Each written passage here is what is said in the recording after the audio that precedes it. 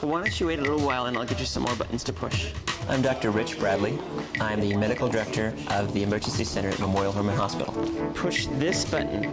I'm an EMS physician, and I work a lot because I love what I do, but more than anything else, I love being with my family.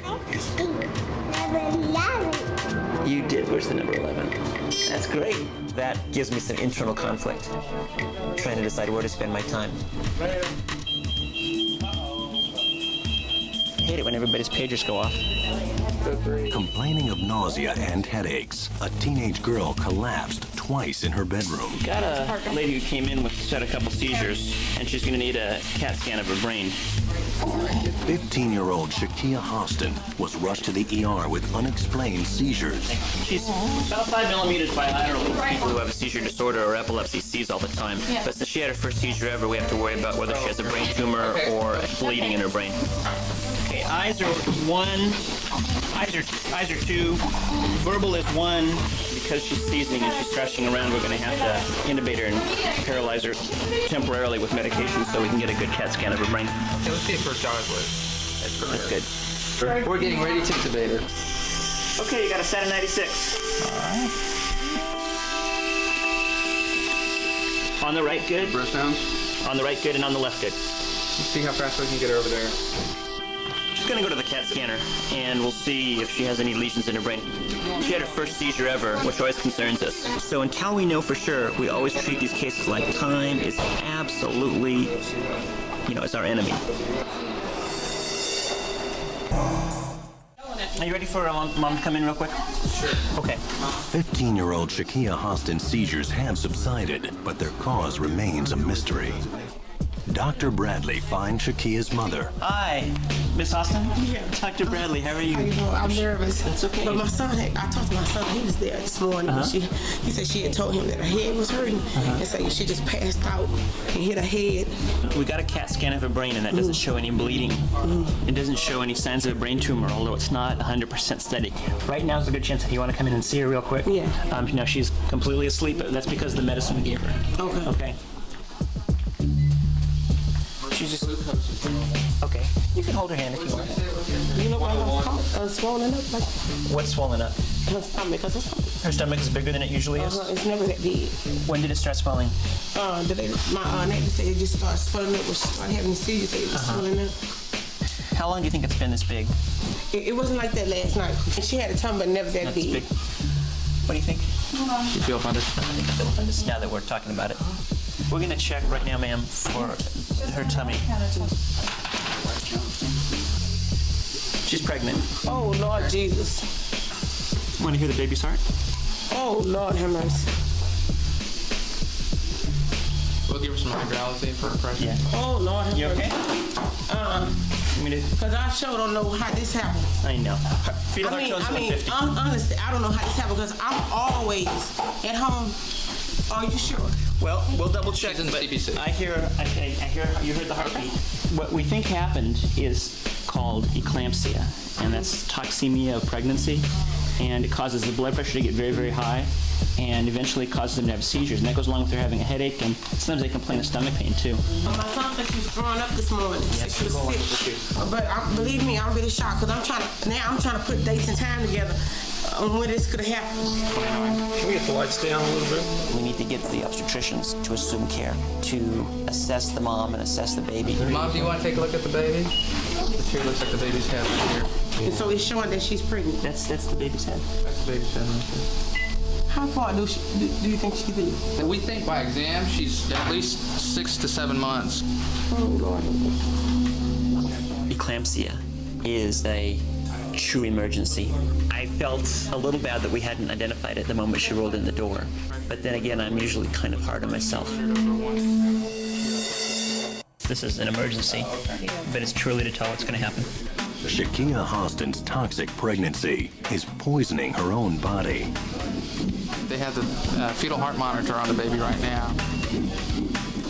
She never had a seizure before. And as far as her being pregnant, that's a shock. She is waking up and begins to fight her breathing tube. Just relax. We'll see if we can get that tube out of you. Let you breathe on your own again. Okay, Shakia, don't fight. Your mom's been here. I've and talking to her. She knows everything that's happening. You're at Herman Hospital. Open your mouth. Open your mouth. Real wide. Open your mouth. Open Your mouth. Good. So we got Shakia successfully extubated. She's breathing on her own. And she will need to deliver the baby. And usually once you deliver the baby, you get better. It takes a few days, but usually you get better after the baby's delivered. You want to talk to her? She'll recognize your voice. Feel okay, Shakia? You're gonna be all right, okay? Lay down, baby. You're at the hospital. They're gonna take care of you real good, okay? Mama not mad at you. Mama love you, okay? You'll be all right, baby. What I'm hoping is that she'll deliver, have a healthy baby. Once the baby's out, generally this toxemia problem goes away. We're not sure that that's what's going to happen, but that's what we're hoping for.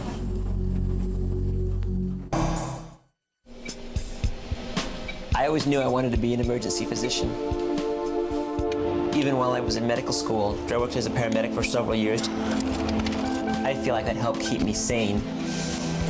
This is the start of what I plan to be a 12-hour shift out in the street. Emergency medical services is very important to me, and that's why I have a second job where I'm the assistant medical director of the Houston Fire Department's emergency medical services. Number 464. We're running to a major motor vehicle accident, and they've dispatched a full rescue response. I still consider myself a paramedic. In fact, my hospital name badge says Rich Bradley, MD, EMTP. An 18-wheeler broadsided a small car and pushed it through the cement wall. Who's a right front passenger? Are you having any trouble breathing? No, I'm having trouble breathing. How's your chest? It's okay. Belly's not hurt? No? Okay, you got a cut there on your arm. Everybody's I'm seeing saying this should have been a fatal accident. And amazingly, nobody in the car seemed like they were hurt that bad. I'm gonna go home. I'd like to see my daughter and my wife before they go to bed. You know, in the emergency department, when you're there, you can't leave. This job, if I need to stop by home, as long as I'm not on a run, I can stop by home and say hi. This is home. Hey, sweetheart. Hey, Pumpkin. Tell me what you've been doing today, Katie. What'd you do today? Did you color? What was she doing? Just walking outside, having fun. We had a great wreck. The right side of the car was smashed in all the way to the center console. And nobody was hurt that bad. That's incredible. Yeah. So I don't know how late I'll be out tonight. Don't get up. Want some cake to take with you? Can I say bye-bye? Katie! Can I pick you up? Come here. Can I have a big kiss and a hug? Thank you. Can I have a big hug? Bye-bye. I'm going to go back to work. You say bye-bye, Daddy? Bye-bye. Bye-bye. Lock up tight, and I'll call you before I come home. Okay. Okay, bye.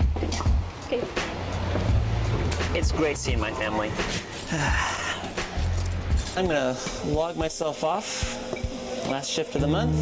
Off for a couple weeks. Fatal error. The program will be shut down. I wonder if that means I can't leave. I'm stuck. I won't log out. I'll be paged all week long. I do some work with some disaster teams, and there's always a chance I'll get deployed and have to go away for a week or 10 days. Bradley, I'm about to leave to go and spend 2 weeks in beautiful Honduras. I'm off duty. We're going on a humanitarian and civic assistance mission. It'll be a lot of fun. I've already started taking my malaria medicine. And no air conditioning, no running water. I've got another, 38 more hours with my family. And then I'll be gone for 17 days.